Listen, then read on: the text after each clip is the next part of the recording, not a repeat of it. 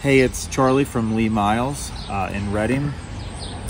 Before I get started, I want you to remember to smash that like button and subscribe. Hit the notifications bell so you can get updates on all our content.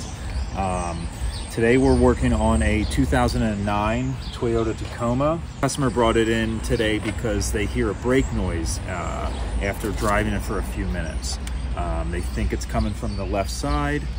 We're gonna perform a complete brake inspection. We'll also confirm that the noise is coming from the left front. Might need brakes, the customer thinks, or maybe something else is going on. So we'll drive it, we'll get a video of the noise, and we will see what's going on.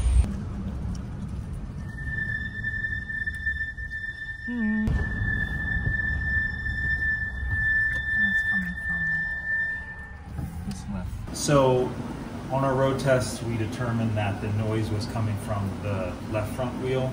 Did a full brake inspection, and we pulled this left front wheel to find a missing caliper bolt. That over on this side, one of those bolts is missing.